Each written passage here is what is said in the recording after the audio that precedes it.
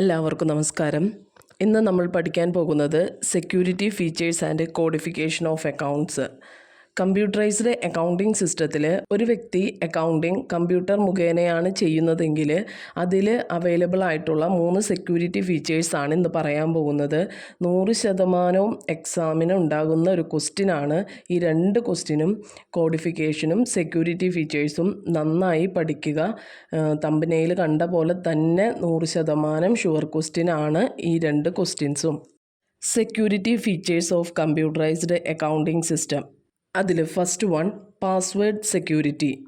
Password is the key to allow the access to the system. It is a secret word or code created by the user which enables the user to access the system including data. Password security ensures only authorized persons access the data. Password security എന്ന് പറയുമ്പോൾ തന്നെ നമുക്കറിയാം, നമ്മൾ ഒരു mobile use ചെയ്യണതാണെങ്കിലും നമ്മൾ അതിനൊരു password കൊടുക്കുന്നത് അതിൻ്റെ ഉള്ളിലെ ഡാറ്റാസ് നഷ്ടപ്പെട്ടു പോകാതിരിക്കാനോ വേറൊരാളിലേക്ക് അത് പോകാതിരിക്കാനുമാണ് നമ്മൾ പാസ്വേഡ് സെക്യൂരിറ്റി ഉപയോഗിക്കുന്നത്. അതുപോലെ തന്നെ കമ്പ്യൂട്ടറൈസ്ഡ് അക്കൗണ്ടിംഗ് സിസ്റ്റത്തിൽ നമ്മൾ ഉപയോഗിക്കുന്ന പാസ്വേഡ് എന്ന് പറയുന്നത് നമുക്കൊരു സീക്രട്ട് കീ ആണ്. അത് നമുക്ക് അതിൻ്റെ ഉള്ളിലെ ഡാറ്റാസ് നമ്മൾ ഉപയോഗിക്കുന്ന ആരാണോ അവർക്ക് മാത്രമേ അത് ആക്സസ് ചെയ്യാൻ പറ്റുള്ളൂ. മറ്റുള്ള വ്യക്തികൾക്ക് അത് ഒരു അൺഓതറൈസ്ഡ് ആയിട്ടുള്ള ഒരു പേഴ്സണിന് അത് ഉപയോഗിക്കാൻ സാധ്യമല്ല. Authorized persons only access the data. ആ വ്യക്തി അത് ആരാണോ ഉപയോഗിക്കുന്നത്, ആ പാസ്വേഡ് ആരാണോ അതിലേക്ക് കൊടുത്തിരിക്കുന്നത് അവർക്ക് മാത്രം ഉപയോഗിക്കാൻ പറ്റുന്ന ഒരു കീ വേർഡാണ് പാസ്വേഡ് സെക്യൂരിറ്റി. നമ്മുടെ ഡാറ്റാസ് മറ്റുള്ളവരെ ഉപയോഗിക്കാതിരിക്കാൻ വേണ്ടി നമ്മൾ ഉപയോഗിക്കുന്ന ഒന്നാണ് പാസ്വേഡ് സെക്യൂരിറ്റി. രണ്ടാമത്തെ സെക്യൂരിറ്റി ഫീച്ചേഴ്സാണ് data audit. This feature determine who to make changes in the original data and what changes have been made in the original data. അതായത് നമ്മൾ എഴുതിയേക്കുന്ന ഒറിജിനൽ ഡാറ്റയിൽ ആരെങ്കിലും എന്തെങ്കിലും ചേഞ്ചസ് വരുത്തിയിട്ടുണ്ടെങ്കിൽ അത് മനസ്സിലാക്കാനാണ് നമ്മൾ ഡാറ്റ ഓഡിറ്റ് ഉപയോഗിക്കുന്നത്.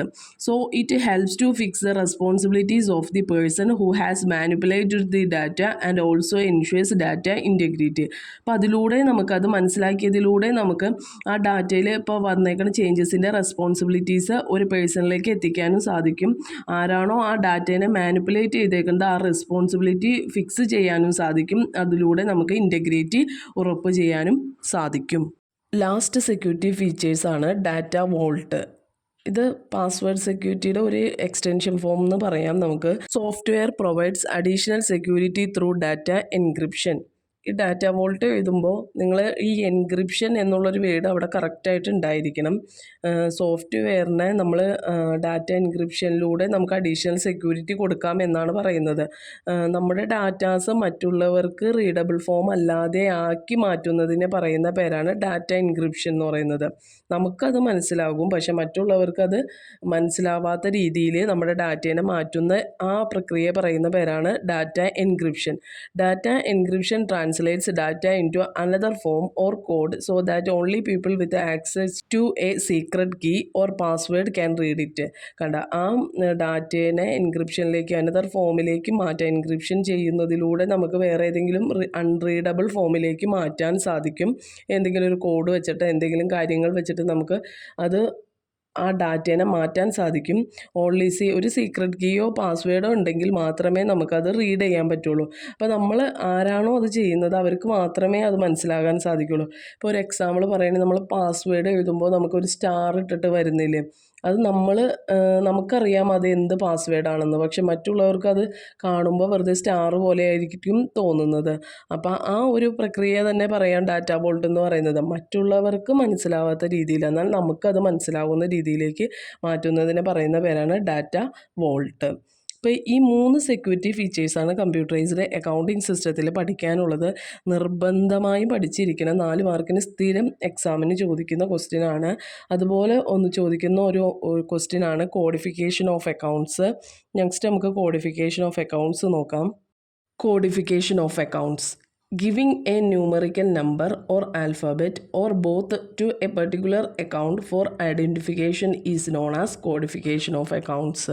കോഡിഫിക്കേഷൻ ഓഫ് അക്കൗണ്ട്സ് എന്ന് പറയുമ്പോൾ ഒരു അക്കൗണ്ടിന് ഒരു നമ്പറോ ഒരു ആൽഫബറ്റോ കൊടുത്ത് നമ്മൾ ഐഡൻറ്റിഫൈ ചെയ്യാൻ വേണ്ടി ഉപയോഗിക്കുന്നതിനെ പറയുന്ന പേരാണ് കോഡിഫിക്കേഷൻ ഓഫ് അക്കൗണ്ട്സ്. ഇപ്പോൾ ഒരു എക്സാമ്പിളായിട്ട് പറയുകയാണെങ്കിൽ ക്ലാസ്സിൽ നമുക്ക് ടീച്ചേഴ്സ് ഓരോ റോൾ നമ്പർ വെച്ച് തന്നിട്ടുണ്ട്. ഇപ്പോൾ 1 എന്ന് പറയുമ്പോൾ ഒരു വ്യക്തിയായിരിക്കും, 2 എന്ന് പറയുമ്പോൾ വേറൊരു വ്യക്തി. അപ്പോൾ അത് എന്തിനു വേണ്ടിയായിരിക്കും? ഇപ്പോൾ 2 എന്ന് പറയുമ്പോൾ ആ വ്യക്തി അവിടെ എണീറ്റ് നിൽക്കുകയാണെങ്കിൽ ആ വ്യക്തിയെ തിരിച്ചറിയാനുള്ള ഒരു റോൾ നമ്പറാണ് 2 എന്നുള്ളത്. അപ്പോൾ അങ്ങനെ ഓരോ നമ്പേഴ്സ് അലോട്ട് ചെയ്യുന്നതിനെ, അല്ലെങ്കിൽ അത് ചിലപ്പോൾ ഒരു ആൽഫബറ്റ് ആവാം, അതിനെ ഒരു അക്കൗണ്ട്സിനെ തിരിച്ചറിയാൻ ഒരു നമ്പേഴ്സോ ആൽഫബറ്റ്സോ കൊടുക്കുന്നുണ്ടെങ്കിൽ അതിനെ പറയുന്ന പേരാണ് കോഡിഫിക്കേഷൻ ഓഫ് അക്കൗണ്ട്സ്. കോഡുകളെ 3ആയിട്ട് നമുക്ക് ക്ലാസിഫൈ ചെയ്യാൻ പറ്റും. Types of codes. അതിലൊന്നാമത്തെ സീക്വൻഷ്യൽ കോഡ് വളരെ ഇമ്പോർട്ടൻ്റ് ആണ്. ഈ ടൈപ്സ് പഠിക്കുമ്പോൾ എക്സാമ്പിളാണ് പ്രധാനമായും പഠിക്കേണ്ടത്. എക്സാമ്പിൾ വെച്ചിട്ടായിരിക്കും മിക്ക ക്വസ്റ്റ്യൻ പേപ്പറിലും ക്വസ്റ്റ്യൻസ് കാണുന്നത്. അപ്പോൾ ആദ്യം സീക്വൻഷ്യൽ കോഡ് എന്ന് പറഞ്ഞാൽ numbers or letters are assigned in consecutive order. These are primarily used to source documents such as checks, invoices, etc. ഈ സീക്വൻഷ്യൽ കോഡ്സ് എന്ന് പറയുന്നത് ഒരു കോൺസിക്യൂട്ടീവ് ഓർഡറിൽ നമ്മൾ കോഡുകൾ കൊടുക്കുന്നതിനെ പറയുന്ന പേരാണ്. ഇപ്പോൾ എക്സാമ്പിൾ നോക്കിയാൽ നിങ്ങൾക്ക് നന്നായിട്ട് മനസ്സിലാക്കാൻ സാധിക്കും. ഇപ്പോൾ C001 എന്ന് പറയുമ്പോൾ അത് അമൽ എൻ്റർപ്രൈസസ്, C002 എന്ന് പറയുമ്പോൾ അത് സ്റ്റാർ പ്രൈവറ്റ് ലിമിറ്റഡ്, C003 എന്ന് പറയുമ്പോൾ അത് A1 സൂപ്പർ മാർക്കറ്റ്. അപ്പോൾ ഈ 3 കോഡുകൾ നോക്കിയേ, ഓരോന്നും ഓർഡറിൽ 1, 2, 3 എന്നുള്ളൊരു ഓർഡറിൽ അവരെ തിരിച്ചറിയാൻ. ഇപ്പോൾ 2 C002 എന്ന് പറയുമ്പോൾ അവിടെ സ്റ്റാർ പ്രൈവറ്റ് ലിമിറ്റഡ് ആണെന്ന് മനസ്സിലാക്കാൻ സാധിക്കും. ഇങ്ങനെ കോൺസിക്യൂട്ടീവ് ഓർഡറിൽ ഓരോ അക്കൗണ്ട്സിന് കോഡുകൾ കൊടുക്കുന്നതിനെ പറയുന്ന പേരാണ് സീക്വൻഷ്യൽ കോഡ്. സെക്കൻഡ് വൺ ആണ് block code. In block code, range of numbers is assigned to a specific group. ഇവിടെ നേരത്തെ നമ്മൾ കോൺസിക്യൂട്ടീവ് ഓർഡറിൽ ആണ് കൊടുത്തതെങ്കിൽ ബ്ലോക്ക് കോഡിൽ ഒരു റേഞ്ച് ആയിട്ടാണ് കൊടുക്കുന്നത്. ഇപ്പോൾ ഇവിടെ നോക്കി എക്സാമ്പിൾ നോക്കി, 100 to 199 വരെ ഉള്ള ഐറ്റംസ് ബിസ്ക്കറ്റുകളാണ്. 200 മുതൽ 299 വരെയുള്ളത് ചോക്ലേറ്റ്സ്. 300 മുതൽ 399 വരെയുള്ളത് സോഫ്റ്റ് ഡ്രിങ്ക്സ്. കണ്ട, ഇപ്പോൾ 100 മുതൽ 199 വരെ അങ്ങനെ ഒരു റേഞ്ചിനെ സൂചിപ്പിക്കുന്നതാണ് ബിസ്ക്കറ്റ്സ്. അപ്പോൾ അതിൻ്റെ ഉള്ളിൽ എല്ലാ ബിസ്ക്കറ്റ്സുകളും ഉൾപ്പെടും. 200 മുതൽ 299 വരെ ചോക്ലേറ്റ്സ് എന്ന് പറഞ്ഞു കഴിഞ്ഞാൽ ആ ഒരു റേഞ്ചിൽ എല്ലാ ചോക്ലേറ്റ്സുകളും ഉൾപ്പെടും. ഇങ്ങനെ ഒരു റേഞ്ച് സൂചിപ്പിക്കുന്നതിനെ പറയുന്ന പേരാണ് block code. Last one, mnemonic code. A mnemonic code consists of alphabets or abbreviations as symbols to codify a piece of information. Mnemonic കോഡിൽ നമ്മളൊരു ചുരുക്ക രൂപമായിരിക്കും നമ്മൾ കോഡായിട്ട് ഉപയോഗിക്കുന്നത്. ഇപ്പോൾ ഓരോ വേർഡുകളുടെ ഓരോ അക്കൗണ്ട്സിൻ്റെ ചെറിയ ഫോം, ഇപ്പോൾ SL sales ledger, PL purchase ledger, അങ്ങനെ ഷോർട്ട് ഫോമുകളായിട്ടായിരിക്കും നമ്മൾ ഉപയോഗിക്കുന്നത്. ഇപ്പോൾ നമ്മൾ സാധാരണയായിട്ട് ഉപയോഗിക്കുന്ന ഒരു ഷോർട്ട് ഫോമാണ് തിരുവനന്തപുരം, ട്രിവാൻഡ്രം എന്നുള്ളതിന് TVM, എറണാകുളം EKM. അങ്ങനെ ചെറിയ ഷോർട്ട് ഫോം വെച്ചിട്ട് നമ്മൾ അക്കൗണ്ടുകൾ ഐഡൻറ്റിഫൈ ചെയ്യാൻ ഉപയോഗിക്കുന്ന കോഡിനെ പറയുന്ന പേരാണ് ന്യൂമോണിക് കോഡ്. അപ്പം നിങ്ങൾ നിർബന്ധമായും എക്സാമ്പിൾ വെച്ചിട്ട് നിങ്ങളിത് ശരിക്കും പഠിച്ചു വെക്കുക. കറക്റ്റായിട്ട് എല്ലാ ക്വസ്റ്റ്യൻ പേപ്പറിലും 100% ഉണ്ടാകുന്ന ക്വസ്റ്റ്യൻസാണ് കോഡിഫിക്കേഷൻ ഓഫ് അക്കൗണ്ട്സും സെക്യൂരിറ്റി ഫീച്ചേഴ്സും.